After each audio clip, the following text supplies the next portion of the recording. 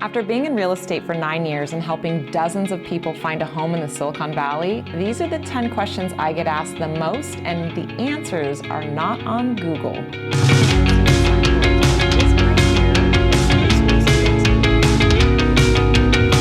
People are moving to the Silicon Valley from all over the world, and why not? It's the tech hub. Everybody knows that this is the place to be. It's California with great weather, in-demand jobs, but of course, the most challenging part is housing. It's an expensive place to live. So how expensive is it to actually live here? I'm gonna focus a little bit more on Santa Clara County because it's one of the largest counties in Silicon Valley, and it's the area that I service the most, so I have a lot of inside knowledge. So we'll talk about the pricing. First of all, for condos, you're gonna see a range from anywhere around $800,000 to about 1.4 for condos in the Santa Clara County area.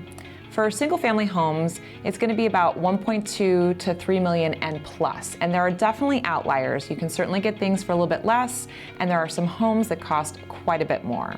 There's a bit of sticker shock when you're thinking about buying $1 million home, but something to keep in mind is that these houses do hold their value. You can look at the history of homeownership in the Silicon Valley, and you can see that a home that was once purchased 20 years ago has made immense value over the course of owning it. So when you're thinking about buying $1 million property, not only are you taking into consideration that this is your home and somewhere you're going to enjoy to live, but also that you're going to recoup that investment when you go to sell in the future. And when talking about how expensive it is to live in the Silicon Valley, there are other things to consider.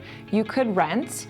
Renting is going to be equally challenging though, because if somebody purchased a home recently, their mortgage in order to hold that property is going to be as expensive as if you were to buy it today. So the cost of rent could be comparable to that of a mortgage, and why not put that money into a home that you own yourself? So what areas are going to give you the most value for your money? Well, it really boils down to what type of lifestyle you'd like to have. If you're a first-time home buyer, affordability is going to be a driving factor. So you're going to want to look at neighborhoods that are a little bit more affordable for an entry point, price point.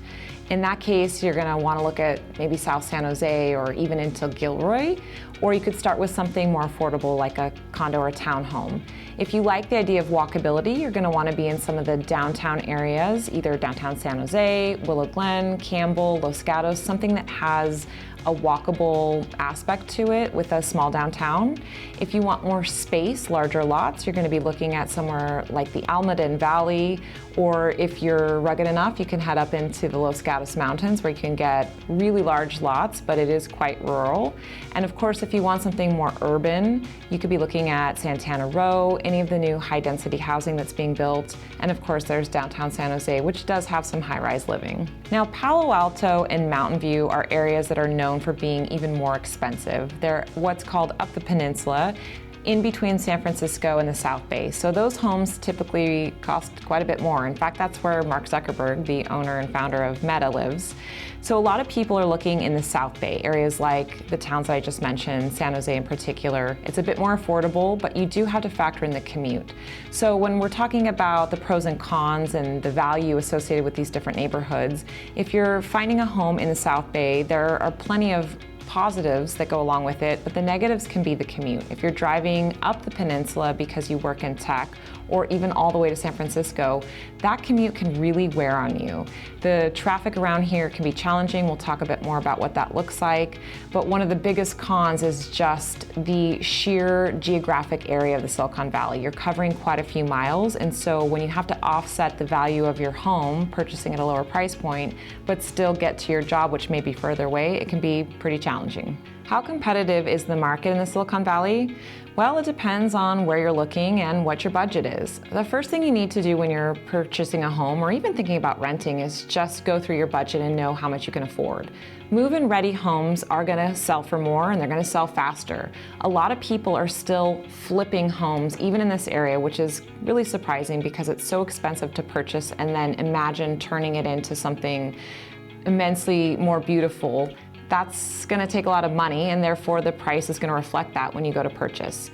Fixer-uppers you can get for less, but you're competing with those flippers as well.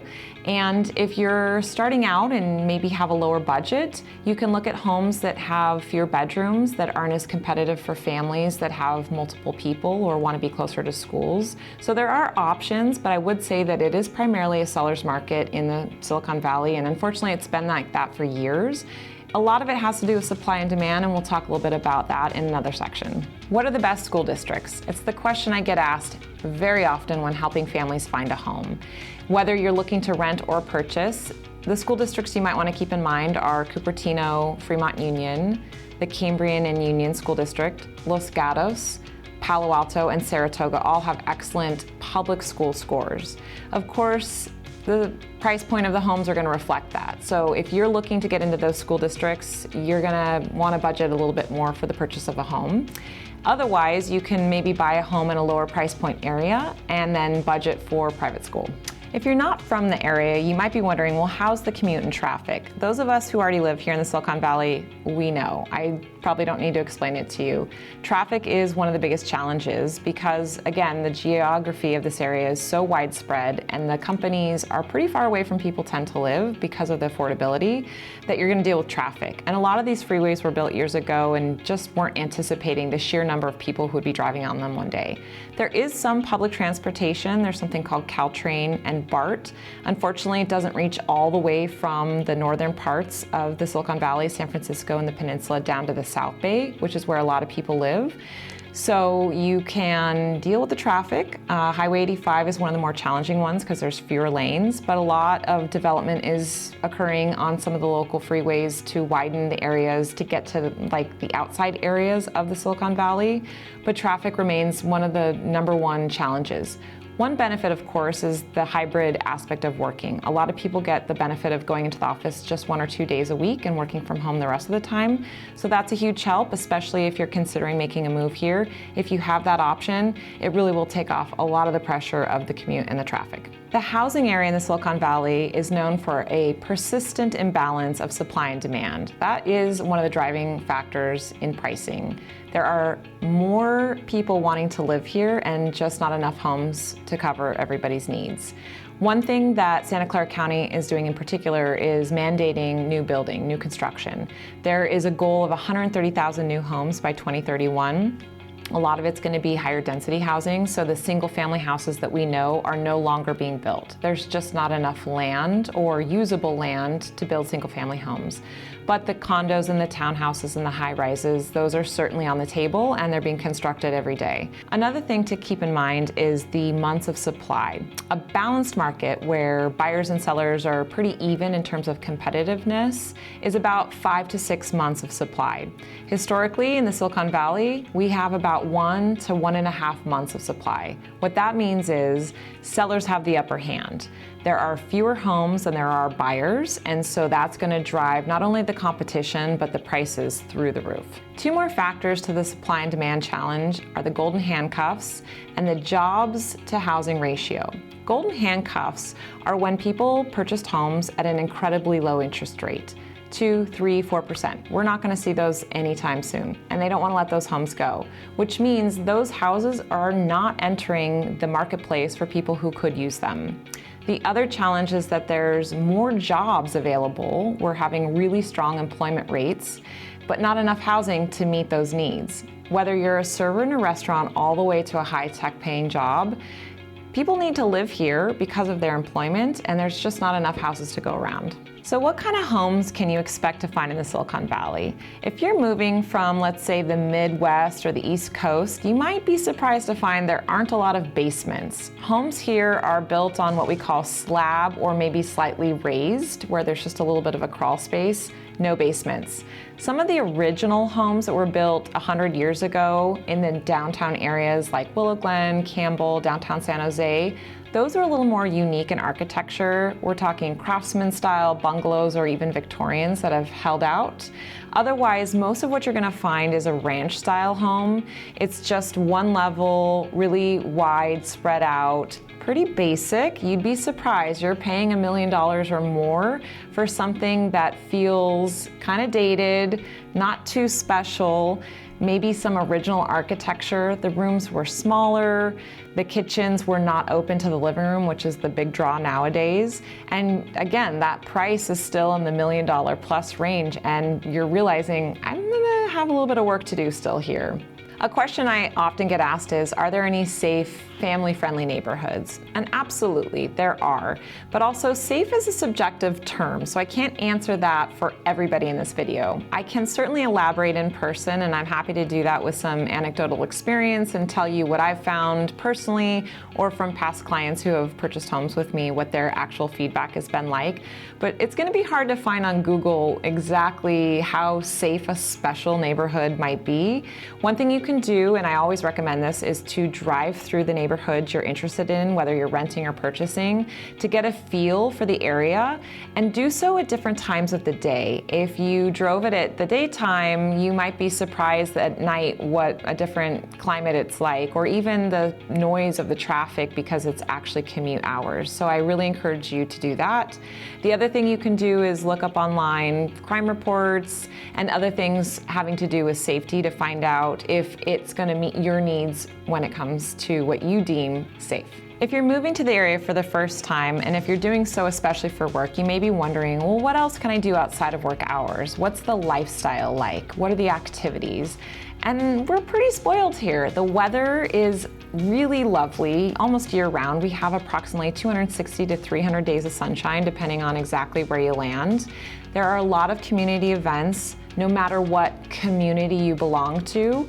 There's farmers markets, there are family-friendly festivals and activities for every season, a lot of youth sports, and we have easy access to getaways. So if you like wine country, that's north of us. If you like the mountains, that's east of us, within a day's drive. And of course, we're very close to the beaches, so if you want a beach getaway, the Santa Cruz coastline is right at your fingertips. If you consider yourself a bit of a foodie, you're going to want to explore different micro markets. There is some great cuisine, and of course San Francisco is an abundance of food and also a number of museums. So if you're looking for a little bit more culture, San Francisco is certainly going to be a great bet. We do have a few museums and cultural centers in the South Bay, but I would say heading up the peninsula and into the San Francisco area is definitely going to be where you're going to scratch that itch. The last question I get asked is, will this area hold its value? My crystal ball is not working, but my hunch is yes, it will. If you look at the overall appreciation for homes in the Silicon Valley, we're on an upward trajectory. Of course, there are cycle fluctuations, and we all know what happened with the housing crisis in the 2008 to 2010 timeframe. Definitely a little bit of a roller coaster, but even since then, homes have continued to go up in value. Two things that have gone into effect even since then are SB 9 and Assembly Bill 1033. One went into effect in 2022, the other one in 2024. These are very recent. What it allows you to do is actually build other structures on an existing lot and subdivide and even sell. So that's one way of doubling your money. Or you can add an ADU. That's been fast-tracked in the Bay Area, in the South Bay in particular. So because of the need of housing, there's just more demand than there is supply. A lot of the local jurisdictions are allowing you to build an ADU. It can be for your family members, but certainly you can rent it out, make money, or even subdivide the lot and sell off that secondary unit. Another way to add value to your home that people don't really take into consideration is just improving it. If you're able to buy an older home that hasn't seen a lot of updates over the years, and you make some cosmetic improvements that then allow you to collect a little bit more money in the resale, that's one way of adding value that people, again, often forget. So will the area hold its value over time? My answer is yes. If you made it this far, thank you. I hope you found value in this video. You might be one of a few different types of buyers. Perhaps you're younger, moving to the area for tech. If so, I would recommend sticking to the upper part of the peninsula or into San Francisco. It's great for walkability, you don't need a car, and that's where a lot of the tech companies are. It's a great way to socialize and meet new friends too. If you have a family and you are looking at school districts, the peninsula down into the South Bay would be a great location. I've done videos and different tours of Silicon Valley neighborhoods and cities, so you can check those out through my channel. Otherwise, I'm Aubrey Vina, your local Silicon Valley Realtor.